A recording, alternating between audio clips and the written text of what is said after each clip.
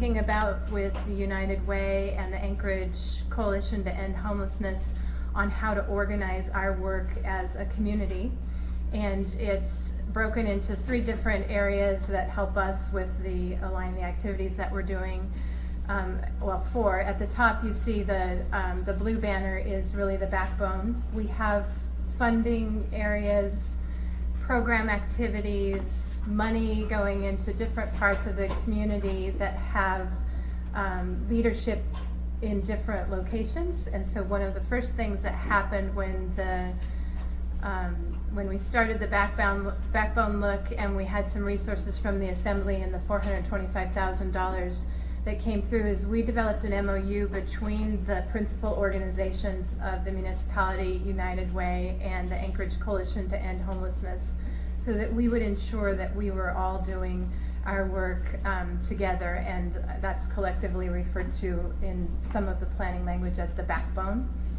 And then we have areas where there are programmatic focus, and we have lead entities and organizations with strengths in each of those green bubble areas: single adults, veterans, youth and young adults transitioning, families, and reentry populations. The middle column, the brown color column, are the infrastructure that you need to monitor to ensure that you are able to assist with housing for all of the individuals in those population areas. And communities that have impacted homelessness have gone through and looked at not only the people's need, but also the stock in terms of what's available in high service and high response parts of your service array, and then all the way out to community housing. How do you plan for the right number of resources for your community in services and in stock? And then the last thing is sustainability. Everything we do, we need to be eyeing toward the next 10 years. How do we make this work 10 years from now and not just today? So, as I said, we began looking at that backbone, and the things we wanted to make sure that we cemented together were the community planning. If you recall, we had 7 community plans for Anchorage when I first came on and did that review of all of the plans. And we identified some areas where there were gaps, primarily in the intersection of public safety and community social service providers. We really needed, the evaluation showed that we had some gaps in terms of when people were identified in the community or on the street and getting them into service. Much of our work this summer was focused around trying to identify ways to address those gaps. But we wanted to make sure that we were planning with our coalition partners and with the United Way, that we were doing data collection in the same methodologies, that we had advocacy for the same, if not for the same things in the system, complementary areas of the system. We wanted to do joint funding together, and that's still the dream, that we may do like King County does, where they have all of their resources come in one place, and then they make sure that all of the projects going out the door are whole, so that we don't have half-funded projects or struggles for critical components of programs like some of our programs do in this town. And then system improvement, making sure that we sustain and that we have a system that's responsive. The beginning was the community investment in the process. Once you get your major principal organizations pulling together, like we started to see, it begins to grow community interest and trust and funding in what's happening. So the municipality kicked it off with seed funding for the summer initiative, the summer fund that we had. And then Providence came in and recognized community impact, collective work together, and assisted with $1.2 million in 2016. And additional community investors began stepping forward, asking the question, how can we help? We see this as a public and a private issue. We'd like to be partners with you. And then the work that happened, once you start getting the community pulling together like that, you're positioned better to apply for federal funding. So Covenant House will be talking with us today about how the outreach work we did this summer prepped them for the youth homeless program application that just went in. And our Pay for Success award was recognition that this community is becoming organized. And stop me if you have questions. The first area that we began looking at was programmatic focus and coordination. We began with single adults, and we'll primarily be reporting about single adults because the assembly money was early and we were working on that system with the number of folks on the street. There's also work that's going on in youth homelessness that we'll hear a little bit from Covenant House and families, Catholic Social Services, and our other partners might be able to speak to that. And then reentry is a group that we're just beginning to collaborate with through our Pay for Success program. So the funding, one of the things that we knew we needed to do was to move our system to more of a community approach. And as we've talked about before, HUD made that a requirement so that communities needed to do what's called coordinated entry, which really means that you're forming a community list of the homeless people in your area. You're doing assessments to understand the level of their need, and then you're able to start plugging people into the right service level and in the quickest amount of timeline as you can. So we started doing that with the outreach grants that went out to the community through the assembly funding. We started the Tuesday afternoon meetings right after we did the January point in time count. We started talking about the list. Some people call it a by name list. The federal government is asking us to move away from suggesting that we're naming people in our lists and calling it a community prioritization list. The mayor still really likes the by name list, so that's what we call it. Assessments of individuals, they're asking you to identify people with particular needs, especially mental health issues and addictions or major medical issues, and then making those connections to the right resources. It led us to this space. Having additional money in your system allows you to try new things so that you can learn what needs to change and what needs to happen.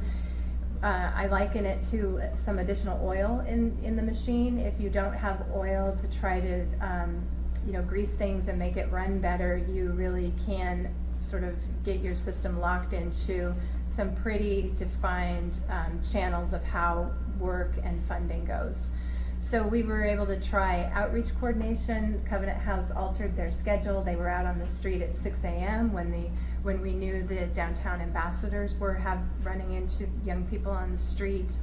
We were able to look at a way to take people who are panhandling or otherwise in camps or at the resource centers who might be ready to go to work. We tried the work van project, which was a success. We'll talk about that today. And then we were able to get more spaces for people to be during the day to connect in with needed social services. So we funded the Brother Francis shelter daytime hours, and then also helped augment the night hours, the staffing for that shelter. The data and tracking has been very important. One of the things that we knew we needed to tighten up was the connection where community members were having an experience or impact from our homeless population, primarily the trails, the parks. We knew that there were camps. We weren't able to, with resources prior to this summer, the cleanup effort didn't have enough resource in it. We weren't able to keep up. There was a several-year backlog of camps that we couldn't get cleaned. So this summer, Parks and Recreation will be here in a little bit to give us a summary of how that went. But we tightened up this connection between APD and the cleanup, and we now have a GIS mapping system that allows those two departments to communicate when a camp is received notice, when the 15-day wait period is up, and when that camp is ready for cleanup. And then now with our new portal system, we'll be better able to mark when the cleanup happened. So we'll be able to now monitor some metrics about that whole process. And it will also be a little bit more reflective of the current activities, because in the past we had a backlog of camps to clean up. So the amount of work that happened this summer may not be representative of the amount of work that will happen annually. We'll be able to monitor that going forward. We were able to redo the homeless count in the fall, and to get better numbers on people that we know are adults that we know are in the downtown system, and some overlap with youth. And then what that allowed us to do for the first time in my recollection, we were able to account for every person that's in the downtown area. We've all been vaguely aware that the shelter's been full for a number of years, but how many people were we turning away each night? How many people were left to fend for themselves, or to try to get resources to make it through the night that we couldn't house in shelter? We didn't have those numbers as accurately as we have them now. So we're able to coordinate to the person how many shelter resources we need. This is a chart that we developed to track that. The top half of it is our shelter space that's available. 332 regular shelter spaces between the 240 downtown at Brother Francis Shelter, 92 at the Anchorage Gospel Rescue Mission, plus the cold weather shelter that was approved previously. There were 30 women approved to go up to Downtown Soup Kitchen. And then last year we added the 20 people for overflow at the Stolt building that's at 4th and Juneau. So that brings our total shelter beds up prior to this current cold weather season to 382. Once we did our count, we knew that there were 527 adults in the downtown area, so that left us a delta that we needed to deal with and manage. And that's where we started looking at expanding the capacity for 20 additional women at Downtown Soup Kitchen, which brings their total to 50. And then adding expanded Beans Cafe space at 50 spaces. These are still, again, we're trying as we go. We're doing new things. We're bringing on resources as quickly as we can. Shoring up this shelter space really has the main result of being a limited outside exposure deaths. We've already had some this winter. We do not want to see addition. That's one of the metrics that we really want to track, that exposure deaths go down. We don't actually have all of the money we need in the system to do these expanded cold weather shelter spaces, but we're working with other community partners to either identify resources that we might use, or go to some of the other funders from the state or from private foundations. The two programs that expanded their capacity are expanding with models of a shelter plus work focus. So Beans Cafe is doing a training program with individuals at the cafe around kitchen and running of restaurant business, and Downtown Soup has their bakery program. So expanding overflow shelter with the end goal of getting people to work is how we want to frame these additional spaces, and we want them to be not ongoing capacity for the system. We really want to see these folks housed and out working in the community. We have been able to house 52 people this year so far with the federal vouchers that were out, and when you combine that with the 96 that we housed last year, we are now over 150 people in on our goal to house 300 people, 100 people each year in the mayor's portion of this initiative. So we feel we're on track, we're making the progress we want. We also feel that's not fast enough. We want more people. We really want to help our partners stay focused on the end goal of getting people out of that system and into housing.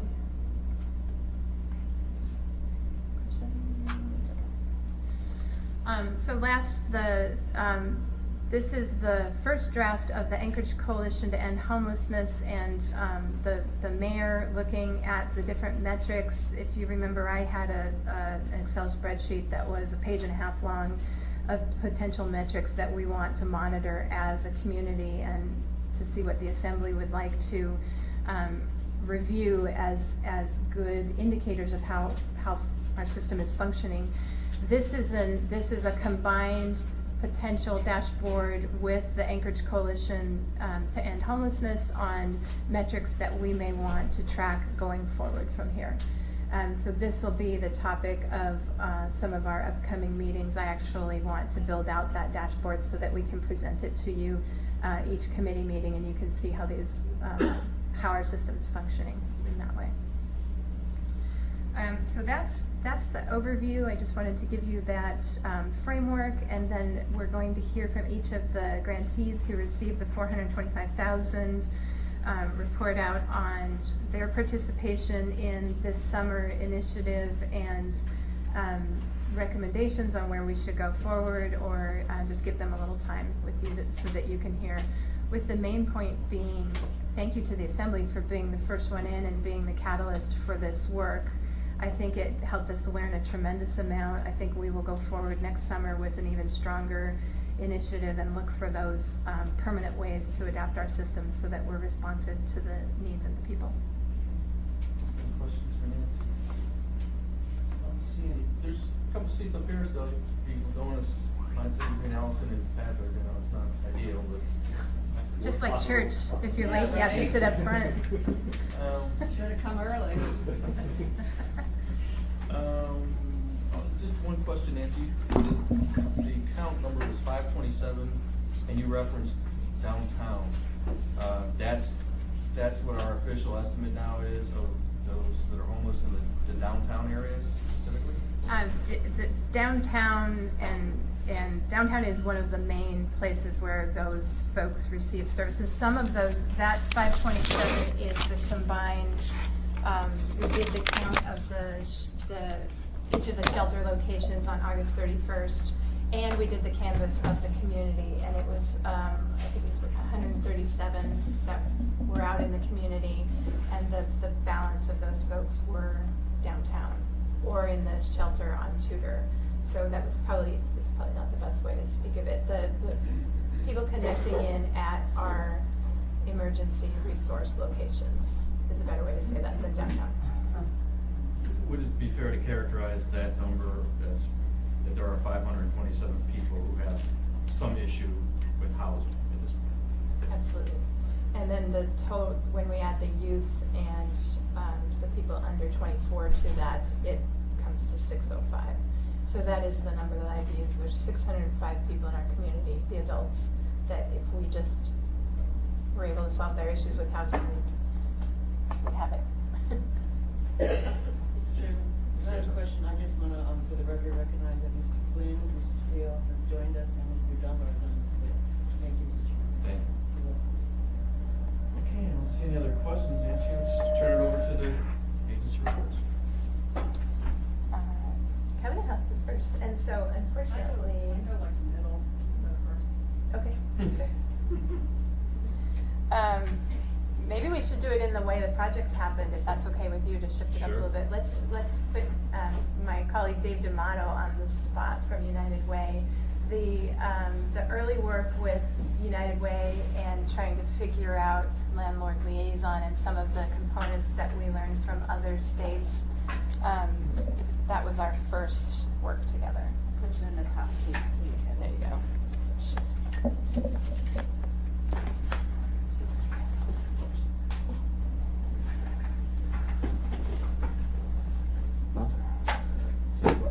I'd like to first apologize for my boss not being here today. She is busy working on this plan and the data and the metrics portion that we're preparing for next week. As I said earlier, my name is Dave D'Amato. I was just hired over at United Way about 5 weeks ago, and I'm the senior director supporting part of the backbone that Nancy referenced earlier for the Anchorage project to end homelessness. When I came on at United Way, it was an important part of their presentation to me as a potential employee that they were really engaged in this massive system change that was going to be underway as we develop this plan.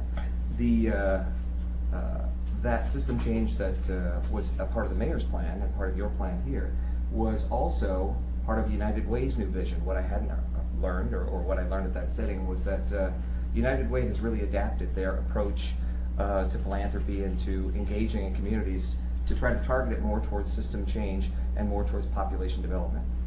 And their focus, just like yours, is now on data, results, and alignment of parties and outcomes. And so it's important for us, as we look at even these component pieces, these small components like the landlord liaison, that we consider them as part of this larger system change thing. So this landlord liaison study that was done early on was done by a contractor United Way by the name of Andrew Mergens. And his function was to study the feasibility, analyze the interest among the landlords and the providers, identify the obstacles and opportunities within such a program. The landlord liaison program, like the one that he studied, was in place in the other jurisdictions that had undertaken this sort of wholesale revamping of their homeless and sheltering systems. And so his first course of action was to figure out whether or not there was suitability with our market. And his report out, which found its way in the landlord liaison program draft that he created, pretty heavy, makes a pretty strong case that the market in Anchorage is sound for having a landlord liaison. He actually spends about a page and a half effusing over the fact that the landlords themselves were much more interested in doing this project than he originally anticipated that they would, and that obstacles such as revising their leases and having a different type of loss prevention program, not sort of your similar security deposit type thing, that wasn't an impediment for them. And he was able to put together a fairly expansive list of landlords who were interested in engaging. So the new method of business, part of this new method of change and getting people rapidly rehoused and getting them into their appropriate places, was interesting not only to the landlords, but when the landlords were told about the potential intervention between providers who would be doing social service provision to the clients who'd be staying at the properties, they didn't seem to have any objection to that either. And there's some enthusiasm both among the landlords and the providers about that structure being in place. So he identified that there was a couple of things that were going to work well moving forward, and one of those you've heard about already, which is that coordinated entry HMIS system that's being developed, the by name only list. His suggestion, just so I can spare you the suspense, is that we actually do move forward with the landlord liaison program, but under the following sort of caveats. He wanted to see his report suggests that he needs to see the coordinated entry list in place first, so the landlords are lining up the correct property with the correct client and the correct supports in place. With that, once the coordinated entry system and HMIS is stood up, which is happening right now, they plan on going full online January 1st, and you'll hear more about that today.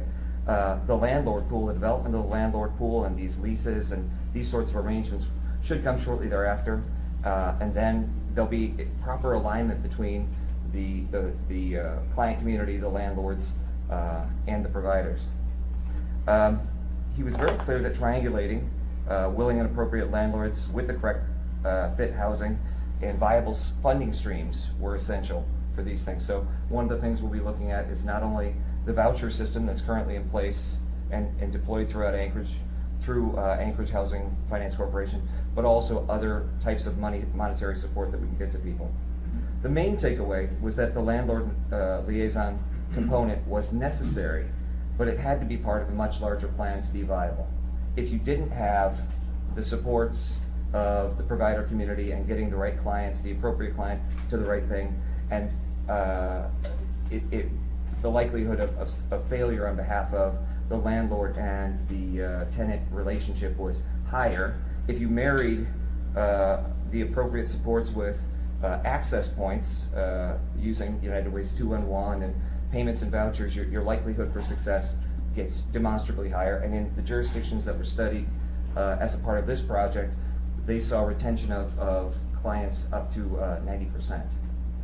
So just to reiterate, this landlord liaison project, according to the report, was a overwhelming, it's a good fit for Anchorage, but it's a small piece of a much larger puzzle, and that it needs to be deployed at the right moment, and that moment is going to be shortly after this coordinated entry and the provider supports are structurally in place, and then we'll be able to bring it on.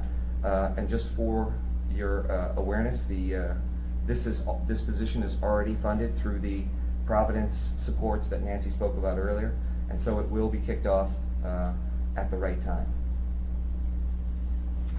Is that any questions? Your fantasy? Any questions? I don't see any. Thank you very much. I think next we're ready for Alaska Workforce.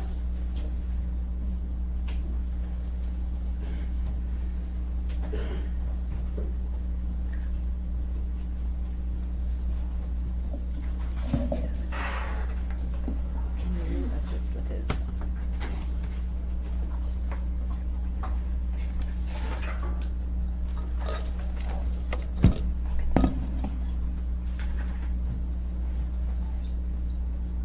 I'd like to begin with thanking you guys, thanking the Assembly for having faith in us and having faith in our program and having faith in the Van Up.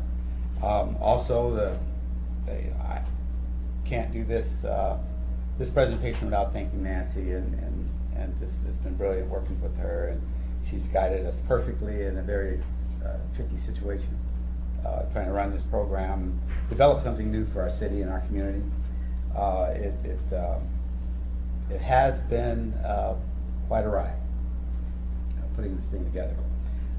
Before I go into my presentation, I'd like to just take one quick moment and talk about an article that I woke up to yesterday, and I'm sure many of you guys saw this article in the paper. It was sad. I thought it was a very sad article. With the level of problem that we have in this town, and the level of pain that people are feeling on the street, that we work with every day. As a matter of fact, some of those people are right here with us. We brought a van load of them from our facility to come, and in case you want to talk to them, they're real people with real feelings, and they feel the cold, and they feel the pain, and all the stuff that goes with homelessness. But the fact that so much of this article was more of a innuendos and suggestions about what we were doing wrong, or what we were possibly doing wrong, or what City Hall was doing wrong. You know, it was mind-boggling. One of the suggestions in this article, to be brief, was that somehow that we were doing something nefarious, underhanded with the building that we have, that we got from the municipality, and we renovated on our own dime a couple years ago, year and a half ago, and that my wife was there somehow illegally or unauthorized or something like that, and that's what was suggested in this article. And it's just one point of contention that she was there in a secretive manner. As you can see here is two-time recovery on the front of the building in bold letters, two-time recovery, Alaska Workforce. Also, here is an open house where we invited the entire community. This was in June. And again, two-time recovery, come and see our hallway. We invited a couple of the assembly members over, and they also was made aware that two-time recovery is right here in our, so the point is, I won't go into all the other finer points of inaccuracy, but I will only say that it was very, very sad, because people are dying in our streets, and we're doing our absolute best to see that not happen, help the young people, help the homeless, and get these people off our corners, so we can drive through with our head up and not down. And so that's enough about that, but it was a sad moment. Yeah. So, Stand Up Project. Nancy came up with this idea based on Albuquerque, and this idea worked down there, and it worked brilliantly here. Can we go to the next slide? So obviously we have a problem. Obviously we have a staggering problem. This picture I took last night was me out doing my rounds like I do periodically. A couple sleeping on the corner of Old Seward and Vincent, bundled up in a sleeping bag. And so we pulled over, me and my wife, and we got them food and gave them cards and asked them to call us a day. We would provide shelter and this sort of thing. Same corner this summer, same exact corner. Never seen anything like it in my life. We have escalating violence, obviously, craziness, and this is a clip that I got from Channel 2 News. So these are the elements that we use to get the results that we got. One of the things that we approached this thing was kind of a holistic approach to reaching these people, talking with them, and not letting anything other than helping them along their way get nothing getting in our way of that. How do we help you move forward? That was the only question. The staff at Teuton and the staff at Alaska Workforce, and many of them are here, that's how we roll. We don't do a lot of technical stuff. We get right to the matter. How do we help you? Success came in this manner. The community provided the vans and the $75,000. Nancy connected us with a lot of the departments, parking recs. Also, we worked a little bit with the police department. We also worked with the transit system. Teuton Recovery provided these other services. Without doing all of this other stuff, it just doesn't work. We're talking about people with multiple levels of problems, not one or two, some 10 and 12. So it took all of that to get the results that I'm going to show you now. Just first, it took all of steps. Could you just talk from this side? Okay. Well, this next slide that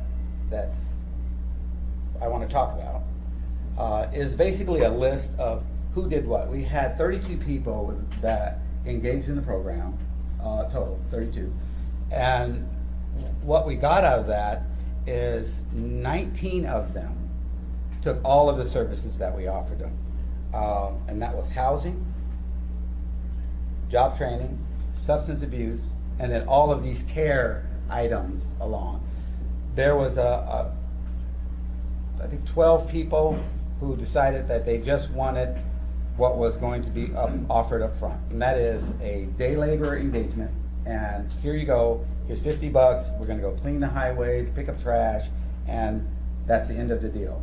The people that are sitting back there, the 5 people that are sitting over there, took the whole package. And there they are, 4 months later, employed, sober, doing well. Those people who decided that they did not want the additional services, obviously we don't even know where they're at. We've never seen them anymore. So we can skip that one and go to the next, please. There we go. So this is kind of how a little bit of a financial breakdown. And so there's the $75,000. Full record has been submitted to Mrs. Burke concerning what, exactly how that money was allocated. Most of it, all of it went to the program. The AWS and Teuton in-kind contribution is reflected in the column on the right, and I understand, I'm not completely in on how many people got permanent houses through the voucher system. 2? Well, okay. Well, anyway, this is the applications and all of the other processing we did with that process. The DVR, behavioral health. This Alexis system is through the Department of Labor, of course. And so what we did was we took these guys and basically walked them through every level of service that they required in order for them to move on. That's how we got the results. So it was a case-by-case basis, basically attending to each and every one of their personal needs. And, the results are right there. Again, one of the greatest experiences of my life. I really feel like if I die today, I have done something meaningful with my life because I was able to work with this program. That middle picture there at the top is with our partners there at Beans Cafe, which is a tremendous partner and have been super supportive of what we do. That's how many people who wanted to get on this van the first day. We simply did not have enough space for the people who wanted to engage the program. May I, Lydia? Lydia, may I? This picture over here on the right at the top is Lydia. And Lydia has come a long way. Here's Lydia at our housing facility in the kitchen, and what you cooked that night, I'm still a little, no. It was a fun meal. At any rate, our computer lab over at the center, here is one of the processing group where we were doing the mock interviews and doing our panhandling thing on the corner. Next, please. Now, I'm not sure this is going to work, hopefully it will, but these are 2 videos of 2 different gentlemen that want to tell you a story. If we just go right to the bottom. Here we go. Can we turn that up?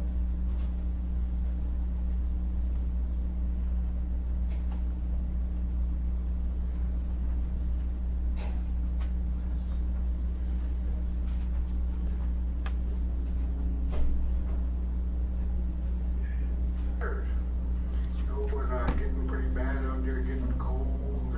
We were dry, we were hungry most of the time, and just drinking every day. And the Vanna program, the busted Vanna program went to Sorrow, and me and my lady's cousin was in the program already. And we talked to her, and we talked to you there,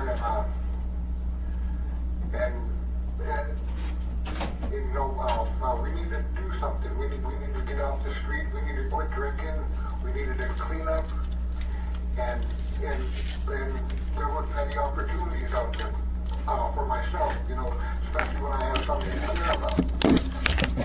And the van up program, they didn't ask me any questions. They just asked me my situation, and they gave me a chance to get off the street. And that's pretty hard for somebody like me. I've been drinking all my life, and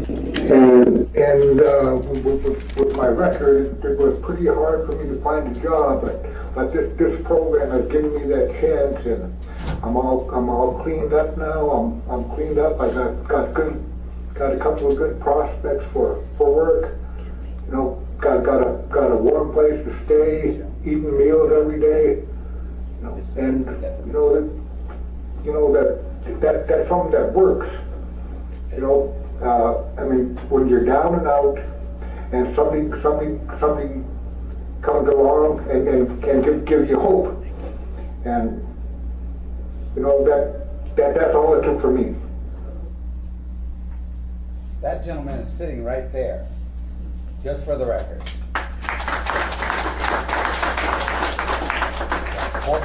3.5 months later. 2 months ago at Beans Cafe, Darren Waters was getting the crew together to go to work on the Banner crew, and that's where it all began at. I was homeless at Beans Cafe, and I'm clean and sober now. And it benefited me by wanting to change, so I joined the program, and everything's working fine. I'm getting ready to go out to a bigger shipyard over in Ketchikan to go work as a welder. And it wouldn't have happened unless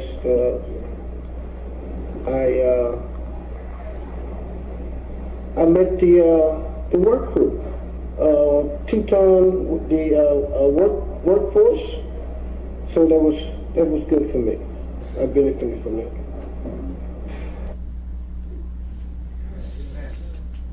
So he's not here because he obviously is in Ketchikan, but to conclude, thank you.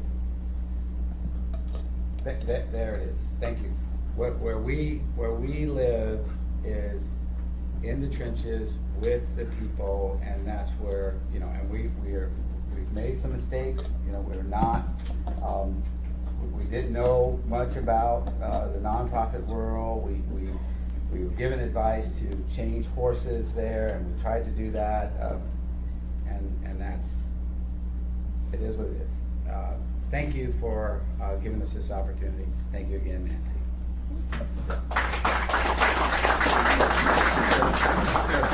Yes, sir. Just want to address your opening comments briefly, and I understand your position.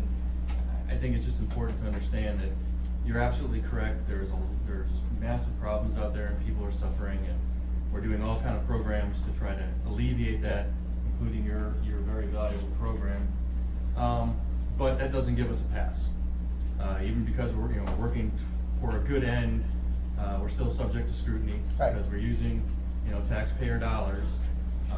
So we have to be willing to take that level of scrutiny or criticism to the extent it comes with it. I read the article. I thought it did highlight very much the good work that you've been doing, and if anything, the criticism seems to be directed mostly towards the city, the assembly, whoever granted the contract on a no-bid basis. And whether we rushed into that or not, I think the $75,000, I think the evidence shows is money well spent. I think the city got more than its value out of that money. Yes, sir. So whatever criticism there is, how the process worked, I'm willing to accept that and answer for that. But it's part of the business when you're working on public projects that there is going to be criticism. I just didn't want you to take that too hard. I understand it can be very personal, but you're doing a great job, and I think we're going to have to make sure that continues. Thank you, sir. Mr. Wells. Can I make a point there too? I think in that article it said that the assembly passed that budget without discussion, and perhaps on that Tuesday, but I think the general public doesn't know that we have these meetings for hours, and I think we discussed that at least twice in the homeless committee meetings. So it wasn't the perception by people only watching on TV or from those meetings is, boy, that was quick, they didn't even think about it. But that's clearly correct. Yeah. In that article. I don't see any other questions. Thanks a lot. Who's your next person?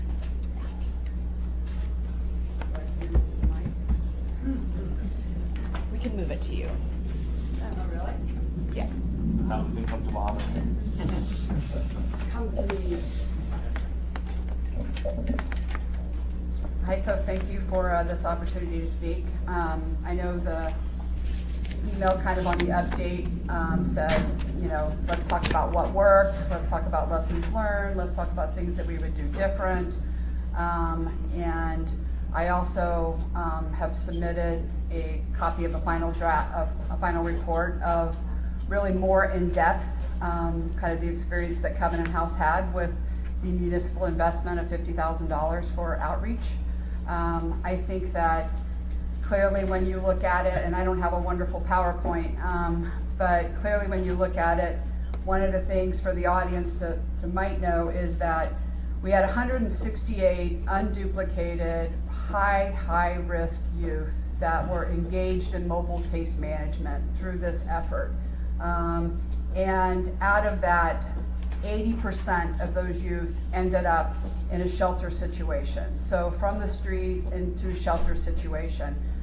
In addition, there's over 1,000 different interventions, like significant interventions, driving, assisting someone to get, you know, identification, going to a hospital, various things. And if you look at the investment that was made, that's about $2 per intervention on a young person's life. And I think that we approach things sometimes in a business sense, we approach them in outcomes.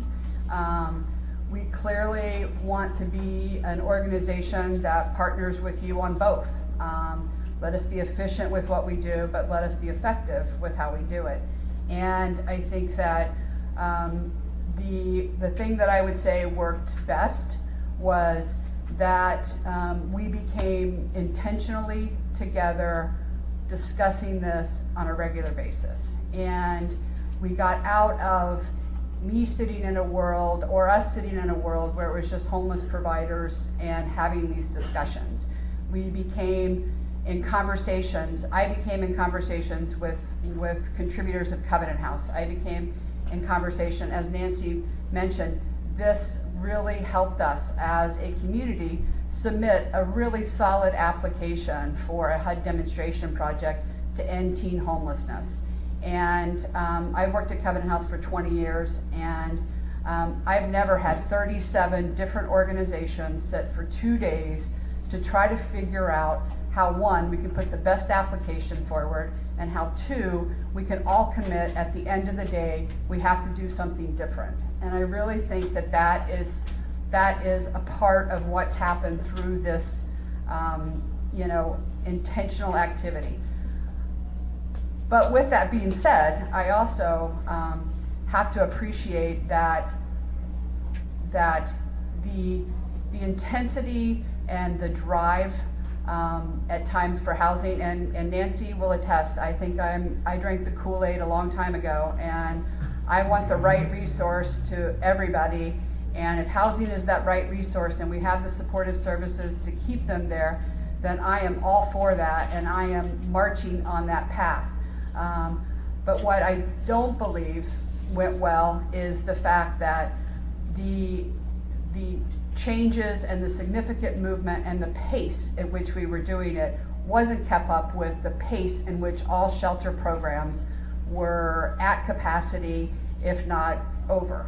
And I think lesson learned is it's amazing what you learn in a week, because last week, and again, I clearly have partnerships with Catholic Social Services, with Beans Cafe, with Hope Center, Downtown Soup Kitchen. I love my colleagues that I work with.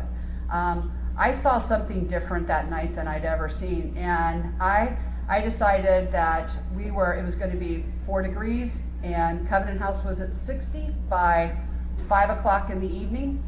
We're a licensed facility, which adds a whole another layer of complication to how do we now have space in our community for someone under the age of 18. So I decided, you know what, I'm going to take call. I'm going to go in and I'm going to work. And so myself, and I got a board member to go with me. And our job was when number 65, which means we pretty much were at our, let's not tell anybody, legal limit, we were going to drive people to Beans Cafe, who had just opened, and we were going to drive people to the Hope Kitchen, any of our kids that came in. So I thought that this was going to happen trickling over the night. I come in at 9 p.m. and there's 6 people sitting in my lobby waiting for transportation to one of these sites. I'm not sure I knew all the rules, and guess what? I broke them all. I literally waited thinking that I would wait for a whole van load of people, and I waited until after 11 to drive down to the campus and assist my young people into getting into a safe space. By 11 o'clock, those places are full. And what I found myself doing was initially attempting to say, hey, I run a Covenant house, and can you help me out here with this person? And what I realized is that we make these decisions and we feel like $500,000 or $50,000 to an organization is a significant amount. It is not enough to do what is being asked of that person at 11 o'clock when someone is waiting to get in and there's 240 people laying on a cot in there. And I want you guys to know, I saw it, and I went from a place of first being angry, saying, oh my God, how could they have a rule like this at 11 o'clock, you know? Like, I'm still up at 11 o'clock, you know? To realizing we are asking organizations to function over capacity, and we're calling it a municipal cold weather plan, and it is really, the organizations are funding the backbone of this, and it needs to change. And this person actually, you know, they helped, they laughed at me, they were nice to me. Bean's team was amazing, Brother Francis' team was amazing. I figured out which was the right door to knock on at Downtown Soup Kitchen. All I have to say is that there still needs to be work, there still is work to be done. It's complicated. I had a hard time navigating it, and I was of clear mind. And so, but what I assure you is that your resources that you commit, that's what we're doing with it. We're navigating it, we're being creative with it, we're trying to figure it out. So lessons learned is that one of the suggestions that I had is that each of us as directors also spend time recognizing and learning each other's programs, because we overlap. We definitely are all at capacity. Last night again, we were over. 5 o'clock, the Hope Center was full, Beans was full. So this is not going away with, we're not able to get to the housing goal until we get to the infrastructure being supported. So that's the biggest lesson learned on it. And one of the things that I would say is that the other question was, you know, gaps in system. What's a gap? And I don't have a PowerPoint, and I'm not doing this for the sake of being dramatic, but a gap in our system, what is continuing to kill young people, is the fact that we do not have treatment access. And I told a friend I would do this. I'm glad she's not here. But yesterday, I picked up the ashes of Lisa Souter's son, who died of a heroin overdose on Saturday night in his house. We often find ourselves in a world where we learn about these things on Facebook. We don't see them, we don't feel them, and I want each and every one, I'm not doing it for anything other than for you to recognize that that young man had myself and Lisa, who I feel like is a pretty relentless person. I could not get that kid treatment. And I think there's something wrong when we continue to fund the pickup of people and we don't fund what we do after we pick them up, or we continue to fund different services and we don't dedicate the resources. This young man I knew for 6 months, but what I did the night before his celebration of life, I helped them come up with the photo pictures of it, and yet he looked just like my family, you know. Graduated honors at South. He has pictures of Disney World, both parents professional. had a sports injury, which she had a back injury, which resulted to oxycodone, mental health issues of depression and anxiety before, just like everybody else, as a young person trying to navigate in this world. And this young man, the saving grace was that while he went away to college, he came back here and he did not die on the streets, but he died of a heroin overdose. And there was nothing we could do in this community. And I have 4 kids right now in Covenant House that are struggling with heroin. So I think it's, while we look at homelessness, I think we recognize that he became homeless as a result of his heroin addiction. And he had a house and a loving family, and we've got to do something different. I commit to, I call it my Tucker moment. This is Tucker Sauter, and I call it my Tucker moment. I commit to continue to do more, but I implore you to help, because it's going to take all of us.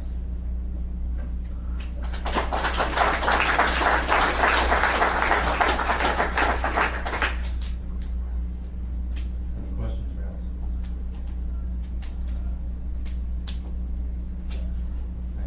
No questions. Thank you. We heard what you said. That was very impactful. Tell Lisa I was able to get through it if you see her. Next up, we have ROCAP. And Corinne O'Neill is here to present for ROCAP.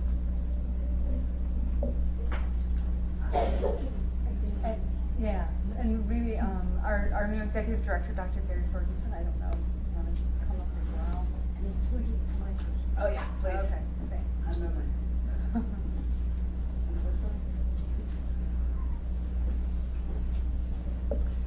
So, my name is Corinne O'Neill. I'm the Supportive Housing Division Director for Rural CAP. And I'm Dr. Gary Ferguson, the new Chief Executive Officer of Rural Cap. Good morning. So, I think first off, I just want to thank the Assembly, I think, for putting, Rural CAP received $75,000 from this initiative, and for being forward-thinking into thinking about how agencies could collaborate differently to use the limited resources, because I think, as Allison explained, that the resources certainly are limited, to make the system more efficient.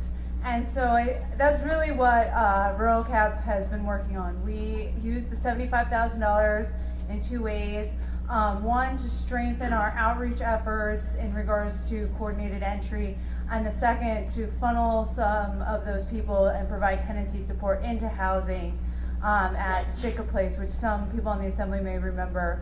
We've sort of renamed as Safe Harbor Merrill, over on 4th Avenue, and it was transitional housing owned by a separate nonprofit until about a year ago, when we changed that over to permanent supportive housing.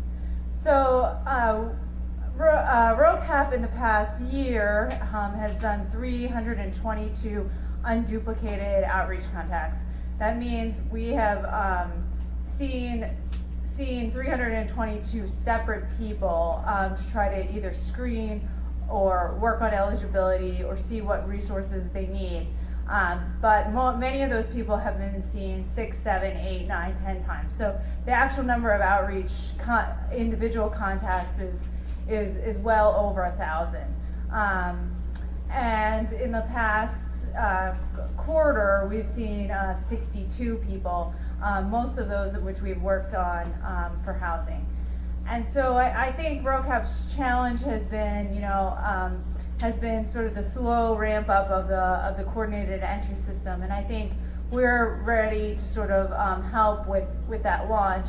We've been doing coordinated entry outreach at packets to try to get people into the system, because our long-term goal is really to refocus our housing units to be able to take from that by name list in a more strategic and efficient way, right? So instead of an outreach worker going out and trying to make 322 contacts, right, we're trying to make the most strategic and valued contacts to the highest emergency service users and slate them for a housing unit.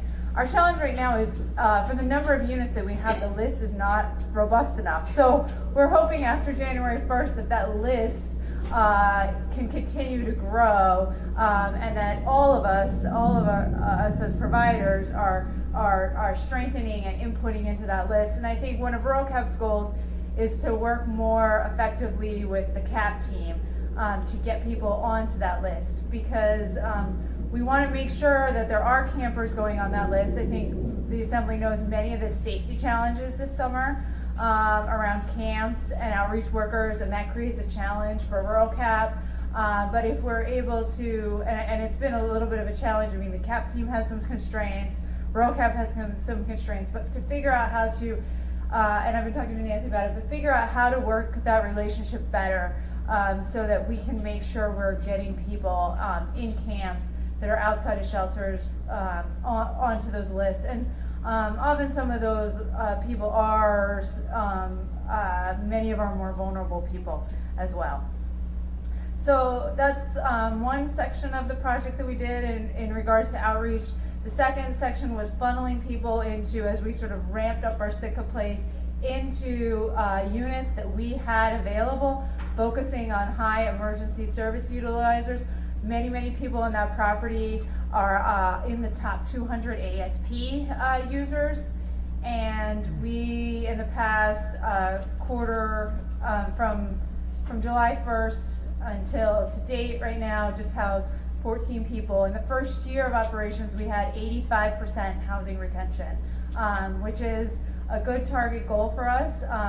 We think that should be the performance target for a Housing First permanent supportive housing project, that we retain 85% of our people, and within the first year our average length of stay was 257 days. In addition, we have also seen a significant decrease since we opened the property in emergency personnel response to that property. We do have highly vulnerable people with complex medical conditions, and those calls are never going to go away because we do legitimately often have to call the paramedics. But in the last quarter, we've dropped our emergency response calls almost in half based on our incident reports. We track every single law enforcement visit to the property. So I guess in sort of in light of Allison's plea is, I think, we need to really, I encourage the Assembly to really think strategically about the coupling of shelters and permanent supportive housing. When we opened Carlock Manor in 2013, I think it was, potentially controversial, but effective strategy for the community. And then we didn't add units for 3-4 years, and we have an overloaded shelter system. So how do we support permanent supportive housing, bring appropriate units online? Not everybody in the homeless system is appropriate for permanent supportive housing. It's a high cost intervention for people, but how do we have those resources that we are balancing between giving people shelter and bringing on the units of housing with supportive services that we need?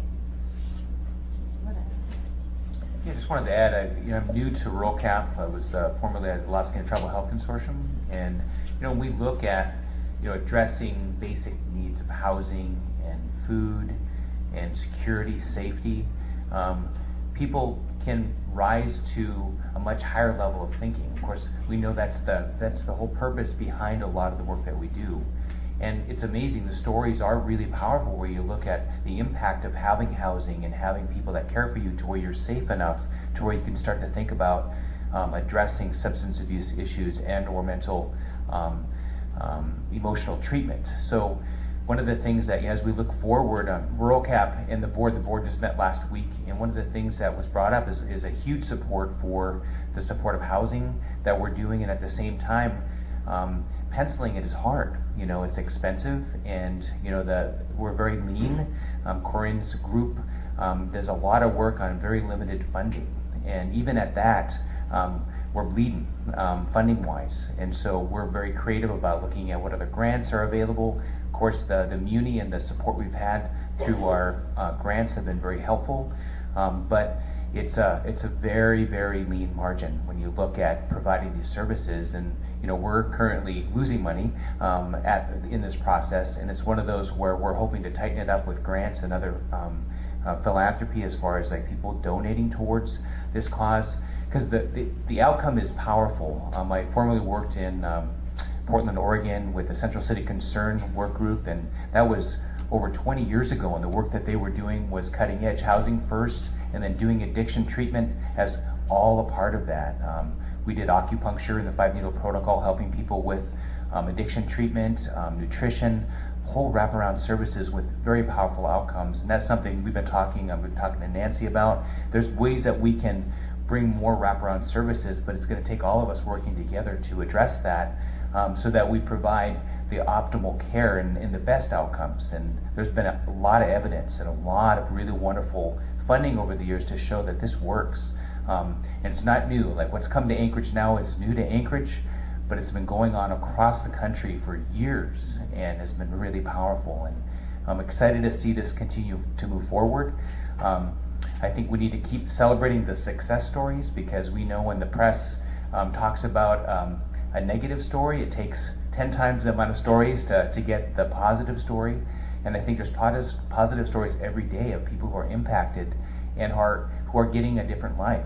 And I feel like those are the stories that can give us hope and also feed the impact. And also, this is saving us money. Alaska Native Medical Center with ANTHC, a lot of the folks that we've had at our hospital and comes to our emergency services, it's been fractioned care. It's like we have not provided the best care because of the supportive housing and the services that folks need to go into after they come in for treatment for detox and or emergency services that are completely preventable. And that's a really expensive way to provide care, is through the emergency room.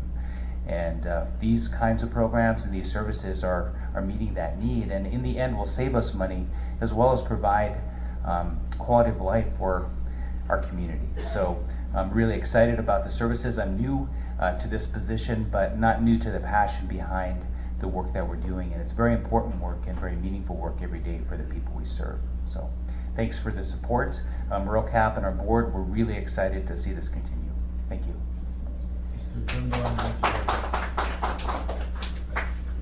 Corinne, I was wondering, I'm trying to remember the name of the facility. I'm fairly certain it's ROCAP, the large facility that used to be a hotel that they're remodeling in North Muldoon on Muldoon Avenue.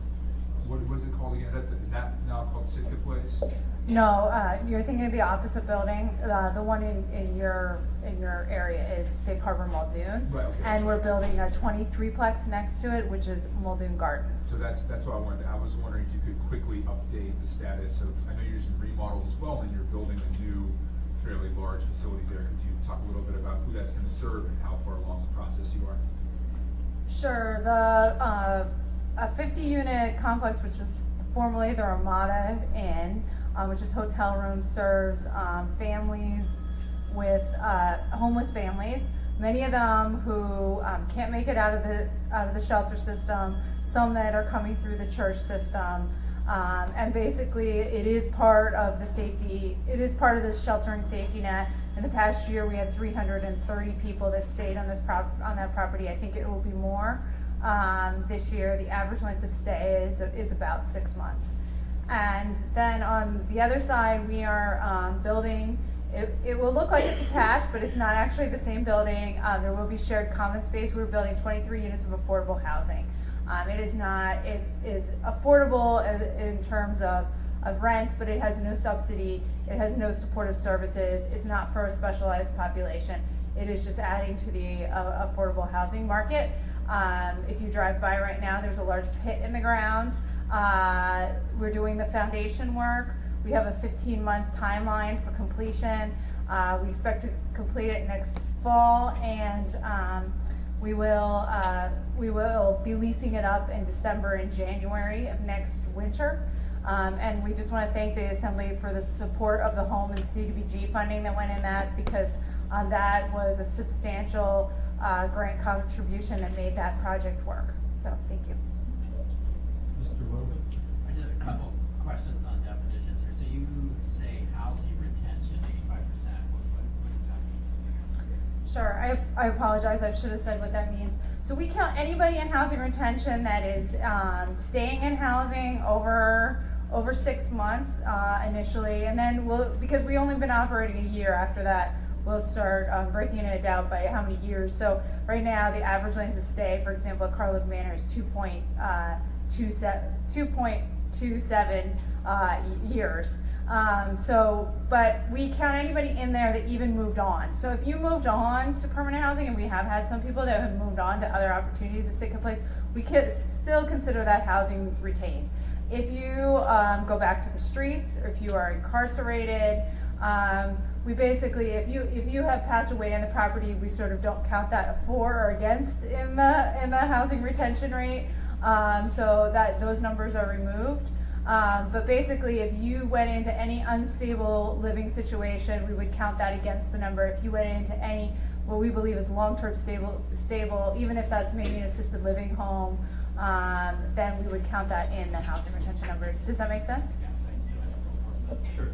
So the next, say, number of people housed in, say, 14, that's not right, is that increase or? So right now we're full on the property. We have one unit where somebody passed away, so we can only now fill the units through attrition, right? So we leased up a significant number of people last year, filling all 55 units, but now we're looking at where we probably have about a unit to 2 units vacant every month, and so we're refilling those from the street. So that's why the number is going to be lower every quarter, and that would be about the same for Carlock Manor. I think the good thing is we now have 3 large properties, which are Carlock Manor, Sitka Place, and the new one we just opened, which is 325 East 3rd, formerly known as the John Thomas Building. We are probably having more turn and more open units every month because of the number of units that we have, so that we can keep trying to funnel people in from the coordinated entry system. And the volume of units, I think, will be helpful to the shelter system. I don't think it's going to solve the problem, when you have an overflow that large. There's just not enough units for people to go into, but I think it will assist. So you have lots of units, but 14 more people got housed. Is that 14? They did. We had some people. We had some units that were still vacant that we were repairing and hadn't filled at the end in the middle of the summer, and then we did have quite a few deaths in the fall, and so we did have quite a bit of attrition. So we filled 14 people that we had identified as high users. Thank you for your presentation. We only have like 12 minutes left in our work session, so I'm going to let you prioritize how you would like to Sure. do the remaining segments. I would like to see if Lisa Aquino from Catholic Social Services and Christy Duff, our coordinated entry system manager, might combine their time together and give us an update. And then there's one last piece that I wanted to address related to a point that Corinne made about tightening up our support of our police captain. So we'll try to land it. I know there's still time for public input. So. If we can. Okay. Okay, we're going to try to be brief. Apologies for squeezing you. We can put you on another agenda too if we need to. No worries. Should I go first? Yeah? Okay. And I didn't hear exactly what Nancy wanted me to keep short, but fortunately, well, first of all, hello. Thank you for having us. We're very happy to be here. Lisa Caldera from Brother Francis Shelter and myself have tried to be at all of these meetings, so we've been giving you reports every month, so hopefully you understand what's going on. But just to quickly remind you of the story, towards the end of 2015, Lisa and I were still relatively new in our positions, and we wanted to really assess our numbers at Brother Francis Shelter. So we looked at 10 years of data, and what we found was that the population had increased by 30% in the past decade. And that the special populations, like the populations at age 65, special needs and over, special needs populations like that population in particular had increased by over 240%. So then we looked at our program, and we said, we have to change staffing ratios so that we can safely serve this many people, because things have changed. And so we started talking to anyone who would hear us, and we said, here's what's happening in this community. Our numbers are growing. We need some help. We need some help staffing up.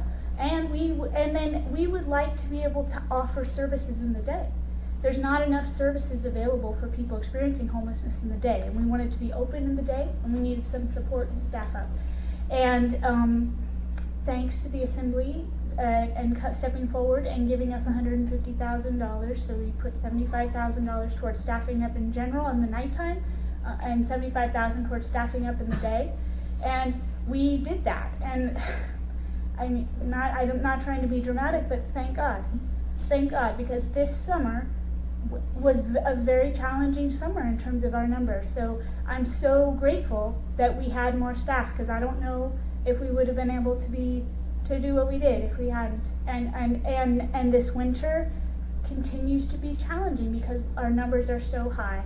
But I'm really, I hear that saying of sometimes out of desperation comes innovation. Out of these challenging times is when we really think in the most creative ways, and I feel like that's happening.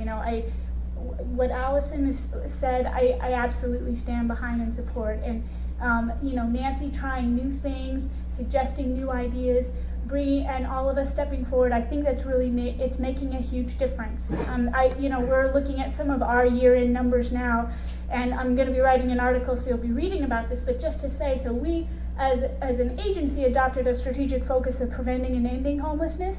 So we've really been focusing on it. Well, since April 1 until December 1, in that time period, our case managers permanently housed 302 people. 302 people. It's so many people. Yeah.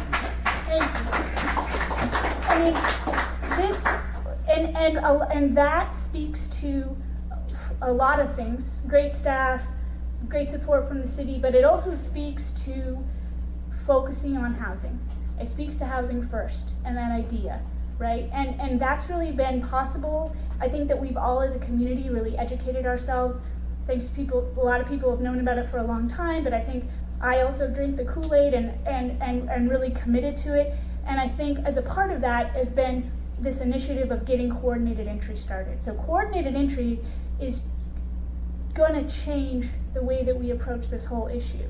And next year when we come and talk to you about it, we're going to have all of these real numbers of people that we have put into housing, that we are sheltering all the time, that we are connecting with all these different kinds of services. We're gonna know where people are, and it's gonna change everything about what we've done. Because what coordinated entry does is it allows us a system where all of us who are working as service providers with the same group of people, it allows us to know where that person is. So anytime, any door that someone who's experiencing homelessness opens to ask for help, all of us that provide help will all know, and we can all support that person in the best way. So I mean, it's the future, and it's happening thanks to support from the Assembly, thanks to amazing donors like Providence, and just thanks to everybody in the community really working hard to do it. So that's my piece. Thank you. And so just to keep us rolling, Christy Duff is here with us. She's employed by NeighborWorks Alaska and is the coordinated entry manager. So she's over the system. And the specific question we wanted to ask today, I think I'd love to have you on a future agenda so that you could talk to us more about how that's rolling out. But what is the list? How many people are on the list right now? The current adult prioritization list as of Sunday the 11th has 250 individuals on it. And so those would be people that we've been able to contact in the community, run through the assessment, and enter them into the data system, which is a couple of steps on its own. That's the number of folks that we've captured from these outreach efforts that we've done.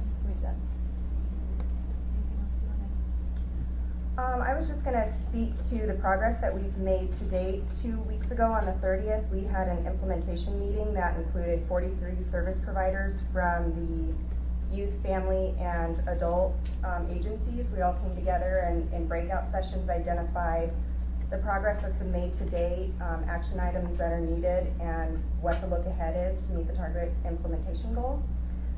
And one of the really great things I think that came out of that is Beans and Downtown Soup Kitchen signed on to be access points, which means that clients can go to Beans or Downtown Soup Kitchen for assessments, get their information into the Homeless Management Information System, HMIS, and then be referred to the list to get into the coordinated entry system. So that broadened capacity overall and provides 2 additional access points. And also from there, a policies and procedures manual is being developed. There are various guidelines and standards that have gone into coordinated entry, and a lot of good information from other communities that have already stood up their programs. But this is coming along and will be a part of the target rollout date, and we're hoping to reconvene and discuss the status of those action items. Then last Wednesday, we had another full day workshop, and it was training for service providers who use HMIS. We had about 30 people in attendance, and there's a follow-up one this Friday and next Thursday for providers who weren't able to attend that one. So we're really working on training, getting the communication out there, and getting information into the system. Mr. Trainee has a question. What's the order of press on your HMIS system to rank them? What's the So process? there's a vulnerability criteria. It varies depending on your service group. So you have adults, families, and youth.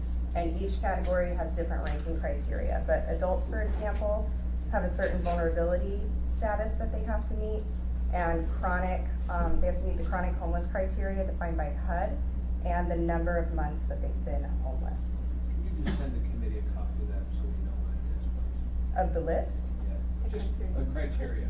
Not through us all this, just criteria ranking. the criteria that they have to meet to be ranked. If you would, please. Thank you.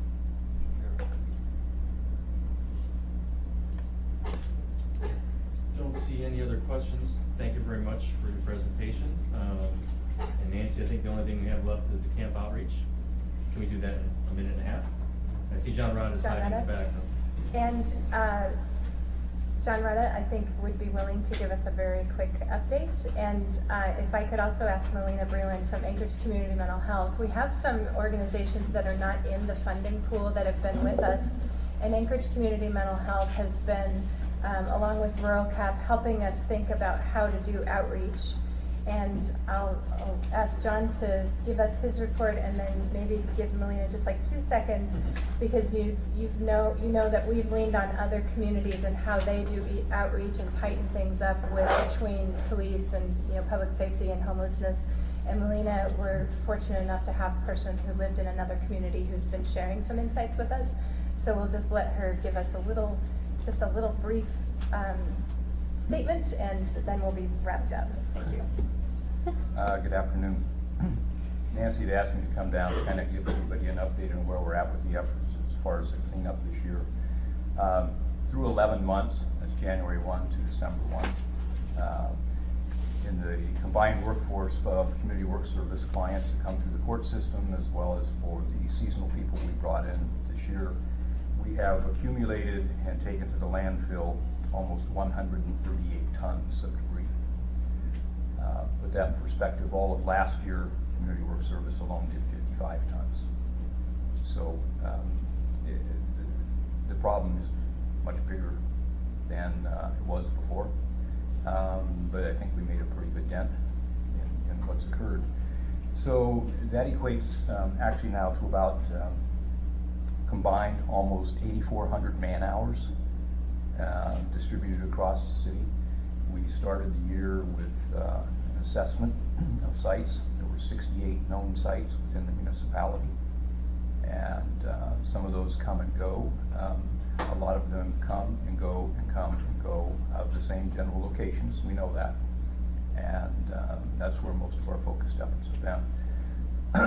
It's become a bit of more of a challenge for us, because as we took more steps with more people, we were more intrusive into their lives, and so we had some aggression exhibited, and we don't get into the social service side of it. We're not trained to do that, nor people who come from the court system, so we rely on the CAP team for assistance.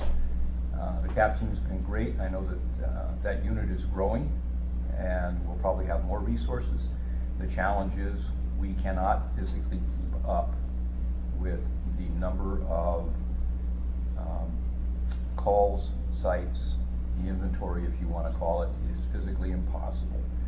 The other challenge is as the weather drops, you have to imagine while we may have the kind of PPE necessary for people employed by the municipality, the clients from the courts often show up in tennis shoes, they'll show up in dresses, they'll show up with no coats, they're not prepared. We can't put these people in the field. They come to do service, but we can't put them out when it's 10 degrees, 0, -10. That's a big risk on our part. So we have to do other things, and we do. We're always somewhere. We're never lacking for people calling us asking. But for the efforts of the cleanup, it gets diminished this time of year. The other piece is their safety. A lot of people don't realize when you go into some of these camps, I know Nancy's quite well aware of it, and the camp team is the amount of debris, broken glass, and sharps. Once it's snow covered, that's not a safe situation. We can't do it for the clients from the courts, and we can't do it ourselves. So we get directed efforts, if you will, known sites, minimize risk, and we will go in and attack those. But the ones that become frozen in or snowed in with the appearance of a lot of debris or coverage, we're not going to enter. We can't. The risk is also to us, not just to the people who are there. So the efforts will slow down this time of year. We'll still work with the CAP team. I sense some frustration on their side because they get the calls and they expect us to go out. But if we can't do it safely, we're not going to do it. I can't put people at risk. The same way maybe they're at risk in the environment, but I can't put people in a risky situation. It's unsafe for them potentially. So the problem has grown as well. The problem has grown now. I'm getting phone calls from the CAP team about DOT right away. As we've gotten in, they pushed out. Now they're migrating into other zones. So DOT is now experiencing some of the same problems, and I just got a phone call and an email from DNR. Now they're getting onto some of the state lands, and of course they don't know what else to do. So it's not all about us. It's a much bigger, broader, deeper problem at this point. On that, John, let's work offline and see if we can get some kind of letter coordinated with the state so that we can address that issue as it comes up. I have spoken to Mike Abbott about it, and now the DNR piece is in, so I agree. We need to come up with some plans, some strategy on how to do that. So I appreciate the time. It's a big effort, and I think we've done a pretty good job of tackling the majority of it, but we're not done. And I'm hopeful we'll get the same seasonal positions next year so we can make a significant difference next year as the season's upon us. So thank you. Mr. Chair, I also think it's important to note that Parks and Rec covered that work through their existing budget, so that was really wonderful on your part. Thank you for that. The safety and the connection with CAB and increasing the skill going out was the topic that maybe Melina could just give us a little teaser about some things that might be coming up.